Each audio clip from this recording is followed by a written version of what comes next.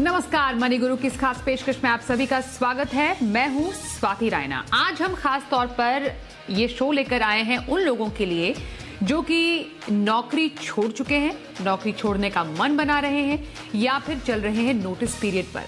अब आपको बता दें कि नौकरी छोड़ना या फिर नोटिस पीरियड पूरा सर्व ना करना आपके लिए महंगा पड़ सकता है, क्योंकि अथॉरिटी जो एक अथॉरिटी है ऑफ एडवांस रूलिंग, उनके तहत अगर आप नोटिस पीरियड पूरा सर्व नहीं करते हैं तो उस दौरान की जो सैलरी है उस पर आपको जीएसटी देना पड़ सकता है। अब ये पूरा मामला क्या है ये समझेंगे आज के इस खास शो में। और हमारे साथ जो आज मेहमान हैं, सबसे पहले उनका परिचय करा देते हैं। आज हमारे साथ हैं अंकित गुलगुलिया, ये है फाउंडर ग्रेविटा कंसल्टिंग। अंकित का करते हैं शो में स्वागत। और सबसे पहले आज के शो में क्या है खास, जरा उसकी सुर्खियों पर एक नजर डाल लेते हैं। आज हम शो में समझेंगे नोटिस पीरियड बिना नौकरी छोड़ने पर क्या कहता है ये नया टैक्स नियम। नोटिस पीरियड वेतन के कौन से हिस्से पर लगेगा जीएसटी, वेतन पर जीएसटी लगने का आप पर क्या होगा असर। साथ ही जानेंगे कौन से हाई वैल्यू ट्रांजैक्शन है में रिटर्न जो है वो रिटर्न में बताने हैं जरूरी।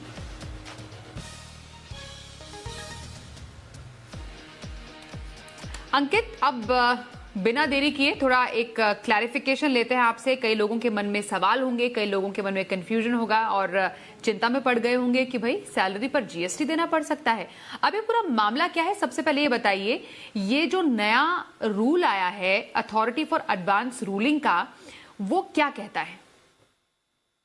स्वाति नमस्कार। रूल ये बेसिकली एक रिसेंटली रूलिंग है, एडवांस रूलिंग, जिस रूलिंग के अंतर्गत जो भी व्यक्ति किसी कंपनी को अगर छोड़ के जा रहा है और नोटिस पीरियड सर्व कर रहा है, वो नोटिस पीरियड के सर्व ना करने की वजह से अगर कंपनी उससे कोई भी माध्यम से कोई भी अमाउंट रिकवर करेगी तो वो रिकवरी पे जो है वो कंपनी उससे जीएसटी चार्ज करेगी। तो फॉर एग्जाम्पल, अगर मान लीजिए कि मेरी सैलरी जो है महीने की 50,000 रुपए की सैलरी है और मेरा नोटिस पे जो है वो 1 महीने का था। कोई कारणवश मैंने नोटिस देने के बाद जो है वो 15 दिन ही सर्व किया और 25,000 रुपए की सैलरी जो है वो मुझे प्राप्त हो गई। But as per the employment contract मुझे बाकी 15 दिन की 25,000 की सैलरी जो है वो मेरे एम्प्लॉयर को देनी होगी। तो उस केस में जो वो 25,000 का एलिमेंट है जो एम्प्लॉयर हमसे रिकवर करेगा, उस पे 18% के हिसाब से जीएसटी एप्लीकेबल होगा। बट स्वाति, कुछ चीजें हैं जो इसमें और क्लैरिफाई करना चाहूंगा। सबसे पहले तो ये एडवांस रूलिंग जो है ये 2021 में एक एडवांस रूलिंग है, 2020 में भी एक एडवांस रूलिंग थी। इस एडवांस रूलिंग का दायरा जो है वो कुछ इस तरह से है कि डिपार्टमेंट, जीएसटी डिपार्टमेंट हमेशा इसको कंसिडर करता है for the purpose of levying tax के सब जगह पे एक टैक्सेशन का एम्बिट कैसे डिसाइड हो। तो क्योंकि ये एडवांस रूलिंग जो है अभी रिसेंटली मध्य प्रदेश ने दी है, उसके पहले जो है वो गुजरात भी दे चुका है और बहुत सारे जो ऑपोजिट जजमेंट्स हैं उनको नकारते हुए इस रूलिंग को दिया गया है। तो मेरा मानना यह है कि आज की डेट में डिपार्टमेंट जो है वो इसी तरह से सब एम्प्लॉयर्स पे टैक्स रिकवरी करेगा। एक छोटा सा पॉइंट और इसमें ऐड कर दूंगा, ये टैक्स सिर्फ तब बनता है जब आप कोई अमाउंट की रिकवरी कर रहे हैं। से फॉर एग्जांपल, अगर आपकी कोई रिकवरी है ही नहीं, जैसे कि बहुत सारी छोटी कंपनीज हैं, बड़ी कंपनीज में तो रिकवरी का ट्रेंड है आजकल, सो उनकी बात नहीं करूंगा, बट जो छोटी कंपनीज है उसमें से फॉर एग्जांपल मैंने 15 दिन के लिए काम कर लिया, बट 15 दिन के काम करने के बाद मुझे टाटा बाय बाय बोल दिया और फर्दर ना कोई पेमेंट हुआ ना कुछ एडजस्टमेंट्स हुआ, तो उस केस में इसका कोई भी इंपैक्ट एज सच नहीं है। इंपैक्ट सिर्फ वही है जहां पे एम्प्लॉयर आपसे वो अमाउंट या तो एक्सप्लिसिटली रिकवर करेगा या फिर जो वो आपको सैलरी देने वाला था उसमें एक डिडक्शन के तौर पे काट के देगा। ओके, मतलब अगर कंपनी अगर आपको नौकरी से फॉर एग्जांपल निकालती है तो उसमें ये एप्लीकेबल नहीं है, लेकिन अगर आप नोटिस पीरियड सर्व नहीं कर पाए हैं पूरा तो उस पर एप्लीकेबल है। Yes, this is only applicable for the notice period. जो नोटिस पीरियड का समय है उस वक्त अगर आप पूरा अपना नोटिस पीरियड सर्व नहीं करेंगे, और साथ में कंडीशन, राइडर कंडीशन ये भी है कि आपसे कंपनी कुछ रिकवर करे इसके लिए, जो कि मैक्सिमम कंपनीज करती हैं। बिकॉज अब अगर आप एम्प्लॉयमेंट कॉन्ट्रैक्ट्स देखें आजकल, तो सब एम्प्लॉयमेंट कॉन्ट्रैक्ट्स में एक नॉर्मल क्लॉज है कि आपको रिकवरी पीरियड जो है वो सर्व अगर नहीं करेंगे तो आपको पेनल्टी की फॉर्म में या रिकवरी प्रोसीडिंग्स की फॉर्म में जो अमाउंट है वो पे करना पड़ेगा। हाँ, ठीक है अंकित, हम एक एक करके थोड़ा सा ना इन टर्म्स को ब्रेकआउट भी करेंगे, इनका ब्रेकअप लेंगे कि आखिरकार ये रिकवरी है क्या। लेकिन उससे पहले नोटिस पीरियड से यहाँ पर क्या मायने हैं, ये थोड़ा सा क्लैरिटी भी हम ले लेते हैं आपसे। नोटिस पीरियड का मतलब यहाँ पर क्या है अंकित? तो नोटिस पीरियड का मतलब ये है कि आप जब एक एम्प्लॉयमेंट कॉन्ट्रैक्ट बनाते हैं, तो आप एम्प्लॉयमेंट कॉन्ट्रैक्ट में ये मेंशन करते हैं कि आपका जो कार्यकाल है, जब भी आप खत्म करेंगे, तो आप खत्म करने से पहले जो है कंपनी को एक नोटिस देंगे। वो नोटिस जो है, कुछ कंपनी 30 दिन रख सकती है, कुछ दिन 45 दिन, कुछ कंपनी 60 दिन। वो इसलिए रखा जाता है क्योंकि ये पीरियड के दरमियान जो वो एम्प्लॉय काम कर रहा था, उसको एक प्रॉपर तरीके से किसी और पे शिफ्ट करने के लिए कंपनीज को समय मिलता है। तो ये पीरियड जो है, ये सर्व अगर आप करते हैं, तो इसको बोलते हैं हम लोग नोटिस पीरियड को सर्व करना। से मैंने आज रेजिग्नेशन डाल दिया और मैंने रेजिग्नेशन बोला कि मैं जो है वो नेक्स्ट 30 डेज के लिए एज पर दी एम्प्लॉयमेंट कॉन्ट्रैक्ट सर्व करूंगा। बट कोई कारणवश कुछ ऐसी अर्जेंसी कभी हो जाए कि मैं वो 30 डेज भी सर्व ना करूं, तो कंपनी को बेसिकली उस एम्प्लॉयमेंट कॉन्ट्रैक्ट के तहत एक राइट है कि वो डिफरेंशियल पीरियड, मतलब जितने दिन तक मैंने वो नोटिस पीरियड कम सर्व किया है, उसकी मेरे से वो रिकवरी कर सकते हैं। हम इस रिकवरी की टैक्सेशन की बात कर रहे हैं। बिल्कुल बिल्कुल बिल्कुल अंकित, अब आपने नोटिस पीरियड को हमारे दर्शकों के लिए क्लियर कर दिया कि नोटिस पीरियड के मायने यहाँ पर क्या है और नोटिस पीरियड से मतलब क्या है। जब आप कहीं पर नौकरी करने के लिए जाते हैं, दर्शकों की समझ के लिए, वैसे मालूम तो सभी को है, आपको एक कॉन्ट्रैक्ट लेटर मिलता है या फिर आपको ऑफर लेटर मिलता है या फिर आपकी जो कंपनी है आपको टर्म्स एंड कंडीशंस बताती है।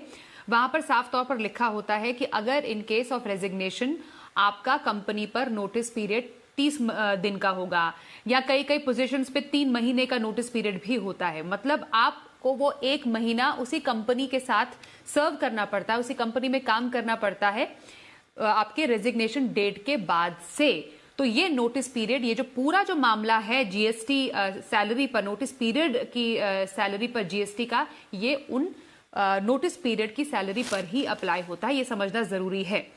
अब ये रिकवरी जो आप वर्ड यूज कर रहे हैं और जो ये रूलिंग में भी, एडवांस रूलिंग में भी बताया गया है कि नोटिस पीरियड अवधि के दौरान की रिकवरी पर जीएसटी लागू होगा, तो ये रिकवरी क्या है, ये समझना जरूरी है अंकित।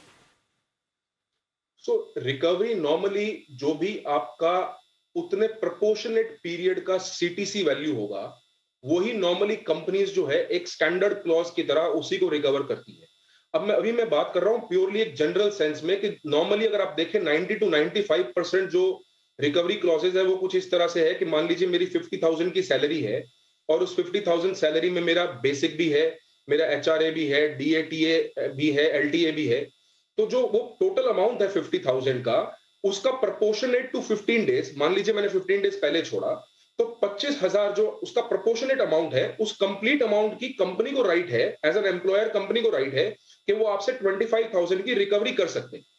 द इशू हियर इज कि जितना भी वो रिकवरी आपसे करेंगे इन मॉनिटरी सेंस या वो डिडक्शन सेंस में करें, उस पूरे अमाउंट का इररिस्पेक्टिव कि उसमें क्या क्या इंक्लूड है, वेदर उसमें डियरनेस अलाउंस इंक्लूड है या एचआरए इंक्लूड है, उस पूरी रिकवरी अमाउंट का ही जो है वो अमाउंट हम टैक्सेशन की बात कर रहे हैं। और इस पे क्योंकि स्पेसिफिकली अभी तक कोई रेट एज सच बोला नहीं गया है, तो एक जनरल रेट जो कि जीएसटी का 18% रेट है, वो रेट अप्लाई होना चाहिए। ओके, अब ये जो पूरा रूलिंग है अंकित, ये मुझे बताइए इसका तर्क क्या है। यहाँ पर ये ऐसे समय पर ये एक रूलिंग आई है जब ऑलरेडी हम देख रहे हैं कि कई कंपनियों में जो लोगों की नौकरी छोड़ने की जो संख्या है वो बढ़ रही है। कई लोग वॉलंटरी भी नौकरी छोड़ रहे हैं क्योंकि उनको अपना जॉब करियर चेंज करना है। क्या ये एक वजह हो सकती है, क्या ये तर्क हो सकता है क्योंकि लोग बहुत फ्रीक्वेंटली नौकरी बदल रहे हैं, कंपनियों को नुकसान होता है, इसलिए वो रिकवरी पर जीएसटी लगाने की बात कर रही है। ये जो सप्लाई ऑफ सर्विसेज के तहत ये जो मामला आ रहा है, ये जो जिसको एक केस माना जा रहा है या मान सकते हैं आप, इस पे थोड़ा सा और क्लैरिटी दे रहे हैं, वो उसके पीछे फिलहाल तर्क क्या बताया जा रहा है? तो तर्क मैं ये तो बिल्कुल भी नहीं मानता हूं कि अभी की स्थिति को देखते हुए एज सच कोई टैक्सेशन की बात है, क्योंकि ये कानून में कोई बदलाव नहीं है। ये सिर्फ एक जुडिशरी का व्यू है, जो व्यू उन्होंने रखा है, और ये जुडिशरी का भी व्यू नहीं है, ये जीएसटी अथॉरिटीज का व्यू है, जीएसटी के एडवांस रूलिंग का व्यू है। हो सकता है भविष्य में आने वाले समय में इसको चैलेंज किया जाए, बट हम अभी आज पे निर्भर होकर इसकी बात कर रहे हैं। नाउ इसका तर्क जो है वो कुछ ऐसा है कि जीएसटी में हम लोग किसी चीज को ना करने को भी सर्विस मानते हैं, किसी चीज को करने के लिए रोकने के लिए भी सर्विस मानते हैं। फॉर एग्जाम्पल, मैं अगर अपने किसी कॉम्पिटिटर का इवेंट हो और मैं अगर अपने किसी व्यक्ति को बोल दूं कि आप उस कॉम्पिटिटर के इवेंट में मत जाइए और मैं इसके लिए आपको पेमेंट करूंगा, तो ये ना जाने की इस प्रक्रिया को भी, किसी को रोकने की प्रक्रिया को भी हम जीएसटी के दायरे में रखते हैं। ये कानून आज से नहीं है, जिस दिन से जीएसटी लगा है उस दिन से ये कानून एप्लीकेबल है।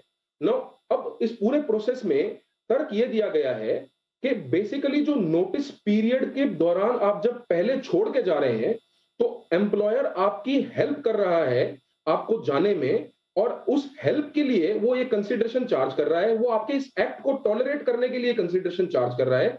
और इसी कारण से नॉर्मली आप देखें, एम्प्लॉयर एम्प्लॉय का कोई भी ट्रांजैक्शन जो नॉर्मल रूटीन कोर्स में किया जाता है, वो सब जीएसटी के दायरे से बाहर है।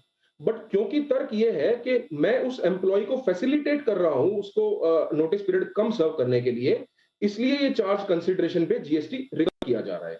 इसमें एक छोटी सी चीज और ऐड कर दूंगा, ये कानून का कोई बदलाव नहीं है, तो कोई भी जो आपको देख भी रहे हैं वो इस इंप्रेशन में ना रहे कि ये कानून में ला दिया गया है बिकॉज कोविड के बाद लोगों ने जॉब छोड़ी है।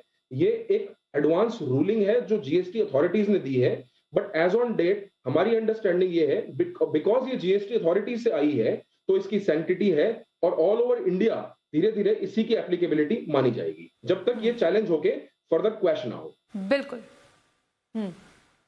बिल्कुल, आगे ये क्लैरिटी देने के लिए अंकित आपका बहुत शुक्रिया, क्योंकि कई लोगों के मन में सवाल उठ भी रहा है। अच्छा, ये जीएसटी नोटिस पीरियड के वेतन में लगाने की जो बात चल रही है, ये कितना जीएसटी लगाने की बात चल रही है? और सैलरी के कुछ कंपोनेंट्स होते हैं, जैसे हम टेलीफोन बिल की जो सर्विस है, मतलब वो हम रीइंबर्स कराते हैं, जो बेसिकली कंपनी हमें रीइंबर्स करती है, या फिर हमारा जो ग्रुप इंश्योरेंस होता है उसके लिए जो प्रीमियम है वो कंपनी पे करती है। वो सारे कंपोनेंट्स पर कितना जीएसटी लग सकता है, वो इसके दायरे में आते हैं। थोड़ा इस पर और क्लैरिटी दीजिए। नॉर्मली अगर आप देखें तो एम्प्लॉयर और एम्प्लॉय जो है उनका लॉ में जीएसटी कानून के अंतर्गत उनको एक रिलेटेड पार्टी की तरह ट्रीट किया जाता है, जहां पर कोई भी ट्रांजैक्शन जो उन दोनों के बीच में हो रहा है वो नॉर्मली जो है एम्प्लॉय की सर्विसेज के दरमियान किया हुआ ट्रांजैक्शन, वो जीएसटी के दायरे में नहीं है। बट अगर आप कुछ स्पेसिफिक ट्रांजैक्शंस देखें तो वहां पे जीएसटी इसलिए एप्लीकेबल हो जाता है बिकॉज कानून इसको इस तरह से डीम कर रहा है जैसे कि एम्प्लॉयर सर्विस दे रहा है कोई एम्प्लॉय को। फॉर एग्जाम्पल, अगर मान लीजिए कि किसी भी, अभी जैसे इसी एडवांस रूलिंग की बात कर लेते हैं, इसी एडवांस रूलिंग में ये बात कही गई है कि अगर आपने किसी भी एम्प्लॉय से मेडिकल इंश्योरेंस प्रीमियम जो है, अगर वो group medical insurance premium recover कर लिया है, तो ये माना जाएगा कि आप एक तरह से ये सर्विस जो है वो एम्प्लॉय को दे रहे हैं और उस पर जीएसटी की बात की गई है। इसका ये मतलब नहीं है कि हम जो रूटीन कोर्स के अलाउंसेस करते हैं, फॉर एग्जांपल आपका हाउस रेंट अलाउंस है या डियरनेस अलाउंसेस है या बहुत सारे आपके चिल्ड्रन एजुकेशन अलाउंसेस हैं, उन पे हम जीएसटी की बात नहीं कर रहे हैं। हम सिर्फ उनकी बात कर रहे हैं जहां पे एक्सप्लिसिटली एम्प्लॉय से रिकवरी कर रहा है एम्प्लॉयर। फॉर एग्जांपल, अभी आप बात करते हैं कोई गिफ्ट देने की, आप कोई एम्प्लॉय जो है अगर वो किसी एम्प्लॉयर से गिफ्ट पा लेता है और वो गिफ्ट में उसको एक लैपटॉप मिल जाए, से फॉर एग्जांपल, जिसकी मार्केट वैल्यू जो है वो 40,000 की है, बट उससे जो है वो 10,000 रुपए लिए जा रहे हैं, तो क्योंकि एम्प्लॉयर ने वो 10,000 रुपए लिए हैं, इसी वजह से वो 10,000 रुपए की टैक्सेबिलिटी अराइज करती है। दूसरा इंपॉर्टेंट पॉइंट ये है कि कानून के अंतर्गत, जीएसटी लॉ के अंतर्गत, एम्प्लॉयर और एम्प्लॉय क्योंकि रिलेटेड माने गए हैं, इसीलिए इनके बीच जो ट्रांजैक्शनल वैल्यू है 10,000 रुपए की, उस पे ना टैक्स लगा के उस वैल्यू पे टैक्स किया जाता है जो कि एक्चुअली उस लैपटॉप की मार्केट वैल्यू है। तो इस केस के अंदर 40,000 रुपए पे टैक्स लगता है, ना कि 10,000 रुपए पे। ऐसे जितने भी केसेस हैं जहां पे रिकवरी होगी एक्सप्लिसिट बोल के, वहां पे हमेशा मार्केट वैल्यू को कंसीडर किया जाएगा, ना कि जो ट्रांजैक्शन एक्चुअली एम्प्लॉयर और एम्प्लॉय के बीच में हुआ है। But at the same time allowances में कभी भी कोई टैक्सेबिलिटी नहीं है, आप अलाउंसेस को लेके निश्चिंत रह सकते हैं। अंकित, आप ये बात बताइए कि इस पूरी रूलिंग का कर्मचारियों पर क्या असर होगा? आप किस तरीके का एक इम्पैक्ट इस रूलिंग का देखते हैं? क्योंकि जो एक कर्मचारी और जो बेसिकली एक ऑफिस या एक कंपनी और कर्मचारी का जो रिश्ता होता है वो भी काफी सेक्रेड होता है। और जो एक कंपनी है वो चाहती है कि जो कर्मचारी है ज्यादा से ज्यादा देर तक उनके साथ रहे। अब ये एडवांस रूलिंग में एक तो फाइनल जो कर्मचारी की जो एक सैलरी होगी, जो इस नोटिस पीरियड के जो हाथ में उनकी सैलरी आएगी, पहले उस पर कितना इम्पैक्ट पड़ेगा ये समझना जरूरी है, और ये लॉन्गर टर्म में किस तरीके के इम्पैक्ट के रूप में हम देख सकते हैं इसको। तो देखिए, पहले आपके सेकंड क्वेश्चन का आंसर दे देता हूं कि लॉन्गर टर्म में अगर गवर्नमेंट की इंटेंट है इसको एग्जेम्पशन देने की, तो क्योंकि ये ट्रांजैक्शन जो है इस पे इतने डाइकोटोमिक व्यूज रहे हैं, तो गवर्नमेंट जो है वो इस पे निश्चिंत ही बहुत जल्दी शायद सर्कुलर भी ले आए इस पोजीशन को पूरा क्लैरिफाई करने के लिए। बट जब तक कि वो चीज नहीं होती है तो हम मान के चल रहे हैं कि यही कानून है। नाउ इंपॉर्टेंट चीज ये है कि इस पे एम्प्लॉय का जो है वो इस पे इम्पैक्ट क्या होगा, इसका इम्पैक्ट क्या होगा। इम्पैक्ट ये होगा कि जब भी कोई ऐसे ट्रांजैक्शंस हो रहे हैं तो कोई भी एम्प्लॉयर ये नहीं चाहेगा कि एम्प्लॉय के चले जाने के बाद, मतलब नोटिस पीरियड निकल जाने के बाद, डिपार्टमेंट की अथॉरिटीज कल को आके ये बोले कि ये जो अमाउंट है वो आप हमें एडिशनल दीजिए, ये जीएसटी दीजिए। तो पता चलेगा कि आपने 25,000 का एम्प्लॉय को भी पूरा अमाउंट दे दिया है या उसका अमाउंट छोड़ दिया है, और डिपार्टमेंट भी आपसे उस अमाउंट पे जीएसटी विच इज 18% रिकवर कर रहा है। इसको देखते हुए व्हाट आई फील इज कि आने वाले समय में, या अभी शायद अब प्रैक्टिस स्टार्ट भी हो चुकी हैं, कि सारे ही एम्प्लॉयर्स बेसिकली इसको एक क्राइटेरिया बनाएंगे कि इस रिकवरी के ऊपर जीएसटी जो है वो भी कस्टमर से ही कलेक्ट किया जाए, which is the employ. Now ये इसको इस तरह से समझिए कि अल्टीमेटली जीएसटी है जो कंजम्पशन टैक्स है, तो कंज्यूमर को ही जीएसटी देना है। आपने चिप्स खरीदा तो आप जीएसटी देते हो, आप मोबाइल फोन खरीदते हो तो आप कंज्यूमर हो, आप जीएसटी देते हो। इस केस में एम्प्लॉय जो है वो कंज्यूमर है, एम्प्लॉय को सर्विस दे रहा है employer, so ultimately the employ is suppose to bear the brunt of GST. वो जीएसटी भी 18% जो है वो उसको एडिशनल पे करना पड़ेगा। हाँ, बट इसमें एक चीज जरूर ऐड कर सकता हूं कि अगर ये एम्प्लॉयर और एम्प्लॉय डिसाइड कर ले कि इसका अगर एडिशनल जीएसटी बर्डन जो आता है वो अगर शेयर किया जाए, तो एम्प्लॉयर और एम्प्लॉय एक म्यूचुअल अंडरस्टैंडिंग से इस जीएसटी के आधे आधे अमाउंट को शेयर करके भी काम कर सकते हैं। ओके, एक फाइनल सवाल आपसे जिससे पहले मैं ब्रेक लूं। अब आप कह रहे हैं कि फाइनली जो ब्रंट है वो एक कर्मचारी ही पे करेगा। बेसिकली जो जीएसटी है वो तो उसको फाइनल जो पे करने का जो एक जिम्मा है वो फिर उन लोगों पर ही है जो नोटिस पीरियड सर्व नहीं कर पाए किसी वजह से। क्या इससे किसी तरीके से कंपनी को फायदा हो रहा है? क्योंकि एम्प्लॉयर को तो क्या हो गया कि उसके तो शायद सैलरी उतनी कम आएगी, ऐसा होगा क्या अंकित? एक तो ये है क्यों, और कंपनी को इससे कोई फायदा मिल रहा है क्या? नहीं, कंपनी को इससे कोई फायदा नहीं मिल रहा है। जो भी अमाउंट वो कंपनी आपसे रिकवर करेगी वो कंपनी को लाइव जीएसटी जमा करना है सरकार को। सो कंपनी एज सच कोई प्रॉफिटेरिंग में नहीं होगी इसमें, only the amount will go to the department only. So company को एज सच कोई बेनिफिट नहीं होगा। और कर्मचारी के केस में ये एक फेयर तरीका हो सकता है, जो माने जो कोई नोटिस पीरियड सर्व ना कर पाया हो किसी पर्टिकुलर वजह से? एज फार एज फेयरनेस की बात है तो मुझे लगता है कि शायद इस पे भविष्य में शायद जो है वो हायर अथॉरिटीज, हायर कोर्ट्स में जाके बहुत सारे लोग जो है वो लिटिगेट करें। बट जहां तक एज ऑन डेट की स्थिति की चीज समझता हूं, ये फेयर तो नहीं होगा, but ultimately the law is the law. So अगर वहां पे टैक्सेबिलिटी बनता है और वो टैक्सेबिलिटी अगर डिपार्टमेंटल अथॉरिटीज बोल भी रही हैं, तो फिर वो टैक्स तो देना होगा, और वो निश्चित तौर पे वो जो है वो एम्प्लॉइज के जेब पे ही भारी होगा।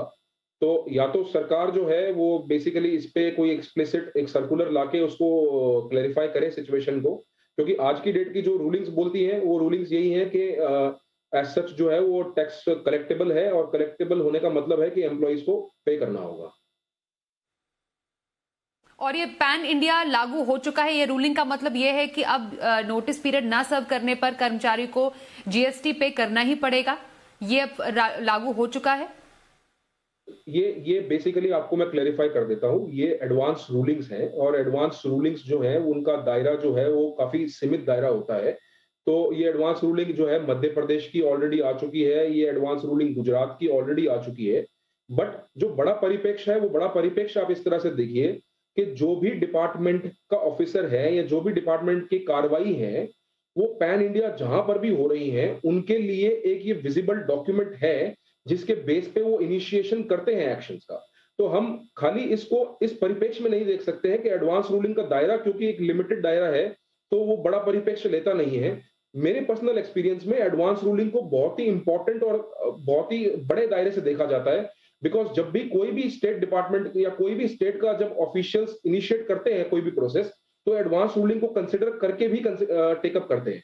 तो आप ये मान लीजिए कि जहां पर भी है आप पैन इंडिया, ये बेसिकली इशू अराइज करेगा और डिपार्टमेंट जो है वो इस पे मेरे हिसाब से जो है वो टैक्स रिकवरी 100% करना चाहेगा।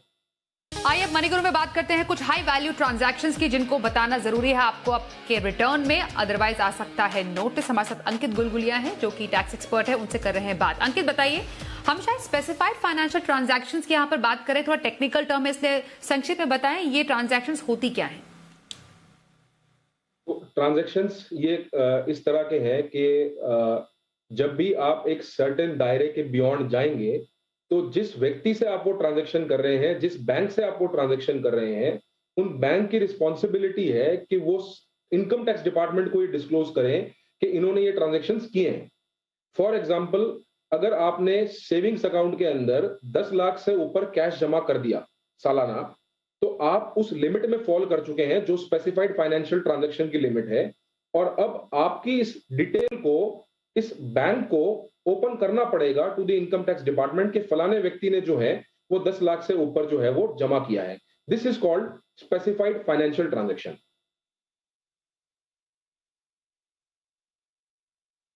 स्पेसिफाइड फाइनेंशियल ट्रांजैक्शन मतलब एक वित्त वर्ष में जो भी आपने बड़े खर्च किए हैं उनकी पूरी जानकारी, और जहां से आप ये खर्चे करते हैं, लेन देन होता है, वहां से ये जो पूरा ब्यौरा है वो जो फाइनेंशियल संस्थान है वो ब्यौरा टैक्स विभाग को जाता है। तो इसमें आप कुछ भी आनाकानी नहीं कर सकते। अब कौन कौन सी ट्रांजैक्शन है ये समझना जरूरी है। तो इसमें काफी सारे ट्रांजैक्शंस हैं, जो जो रेलेवेंट है वो हम लोग डिस्कस कर लेते हैं। सबसे पहले तो सेविंग्स अकाउंट में 10 लाख से ऊपर कैश डिपॉजिट करना जो है वो ट्रांजैक्शन क्वालिफाई करता है। आप बेसिकली एक दिन के अंदर में भी 1 लाख से ऊपर मत जाइए, that is my personal advice. दूसरा है, करंट अकाउंट के अंदर सालाना 50 लाख रुपए तक डिपॉजिट या विड्रॉल, दोनों में फर्क यह है कि करंट अकाउंट में डिपॉजिट एंड विड्रॉल बोल रहा हूं मैं, बट सेविंग्स अकाउंट में सिर्फ डिपॉजिट बोल रहा हूं। So that is the difference. As far as आपका क्रेडिट कार्ड का बिल है, क्रेडिट कार्ड के बिल में अगर आपने 1 लाख से ऊपर का कैश जो है अगर वो पेमेंट किया है, तो आपका ये भी ट्रांजैक्शन जो है वो इनकम टैक्स अथॉरिटीज को रिपोर्ट होगा। नॉट ओनली दैट, अगर आपने क्रेडिट कार्ड में सालाना 10 लाख से ऊपर नॉन कैश, मतलब कि आपके बैंकिंग ट्रांजैक्शन से भी अगर आपने 10 लाख से ऊपर की पेमेंट की है, तो वो भी रिपोर्टेबल ट्रांजैक्शन है। बैंक एफडीज, फिर से लिमिट जो है वो 10 लाख की है। म्यूचुअल फंड्स, स्टॉक मार्केट के जितने भी शेयर्स हैं, करेंसीज अगर आप खरीदते हैं या कोई भी आप डीलिंग कर रहे हैं और वो 10 लाख से ऊपर अगर आप कैश के अंदर डीलिंग करते हैं, तो वो भी रिपोर्टेबल ट्रांजैक्शन में क्वालिफाई होता है। रियल एस्टेट के कॉन्टेक्स्ट में अगर आप देखें तो 30 लाख से ऊपर अगर आपने कोई भी ट्रांजैक्शन किया है, या फिर उस प्रॉपर्टी की जो वैल्यू है, मार्केट रेट जो सर्कल रेट है उसका, वो अगर 30 लाख से ऊपर अगर स्टैंड करता है, तो ऐसे सभी केसेस में भी आपकी सामने वाला जो एजेंसी है, which is in this case जो रजिस्ट्रार होगा, जो रजिस्ट्री करता है, उस रजिस्ट्रार की रिस्पॉन्सिबिलिटी है कि वो इनकम टैक्स डिपार्टमेंट को आपकी डिटेल डिस्क्लोज करे। ओके, तो ऐसे बहुत सारी मेन हाई वैल्यू ट्रांजैक्शंस हैं जो कि शायद आपको मालूम भी ना चलता हो, लेकिन अंकित ने वहां आपके लिए क्लियर कर दिया। अब कौन से बड़े खर्च न दिखाने पर इनकम टैक्स विभाग नोटिस भेज सकती है, ये भी बता दीजिए। मतलब कहां पर बेसिकली गड़बड़ी हो जाती है जहां पर नोटिस का नौबत आ जाती है। देखिए, जहां पर भी ऐसे खर्चे जो भी हैं जो कि बेसिकली या तो आपके रिटर्न के कॉन्टेक्स्ट में रेलेवेंट है, जैसे पहले तो आप खर्च की बात करें तो खर्च आपको तभी क्लेम करना है जब आप बेसिकली एक बिजनेस प्रोफाइल में आप आईटीआर डालें। नॉर्मली अगर आप खर्चों की बात करें तो ये खर्चों में आप जो है वो कोई अवॉइडेंस कर ही नहीं पाएंगे, बिकॉज ये खर्चे होते ही, जैसे फॉर एग्जांपल अगर आपने 10 लाख से ऊपर का क्रेडिट बिल अगर पे किया है, तो वो होने के बाद अगर आप आईटीआर से लिंक ना भी देखें, तब भी वो इंफॉर्मेशन जो है वो आपकी डिस्क्लोज तो इनकम टैक्स डिपार्टमेंट को हो रही है ना। बड़ी चीज ये है जो मैं समझता हूं कि रेलेवेंट है, वो ये है कि क्योंकि आपने 10 लाख का क्रेडिट कार्ड का बिल पे किया है और 10 लाख के क्रेडिट कार्ड के बिल के एक्सपेंस के कॉन्टेक्स्ट में आपका ये ट्रांजैक्शन इनकम टैक्स डिपार्टमेंट को मालूम है। नाउ इंपॉर्टेंट ये होगा कि आपने इनकम जो है वो अगर 10 लाख से नीचे डिस्क्लोज की है, हो सकती है कि वो प्रीवियस ईयर की इनकम्स हो, बट वो एक प्रोबेबल केस बनता है जहां पे department might think of issuing a notice, क्योंकि आपने इनकम जो डिस्क्लोज की है वो इनकम आपके एक्चुअल खर्चों से ही कम है। यही कारण है कि एसएफटी को इंट्रोड्यूस किया गया है। अगर आप रियल एस्टेट के ट्रांजैक्शन की बात करते हैं, आपने अगर 30 लाख का अगर आपने परचेज किया है या उससे ऊपर का परचेज किया है, तो आपकी इनकम टैक्स की रिटर्न्स में इतनी इनकम शो होनी चाहिए कि आपने किया है। Otherwise you will be in a problem, the notice can come and हम जो है बेसिकली इसका प्रॉपर निर्धारित रिप्लाई जमा नहीं कर पाएंगे। बिल्कुल, हाँ। बेसिकली अब आयकर विभाग का अगर नोटिस मिल जाता है तो आपको तो पैसों का सोर्स बताना ही पड़ेगा, तो मिसमैच के इस झंझट से थोड़ा दूर ही रहिए, वरना नोटिस आने की नौबत आ सकती है। अंकित ने बाकी चीजें बहुत क्लियर कर दी अच्छे से। बहुत शुक्रिया अंकित, आप हमारे साथ मनी गुरु के आज के इस शो में शामिल हुए। फिलहाल इस एपिसोड में बस इतना ही, वक्त एक ब्रेक का हो गया है। खबरों का सिलसिला जारी रहेगा, बने रहिए हमारे साथ, देखते रहिए जी बिजनेस।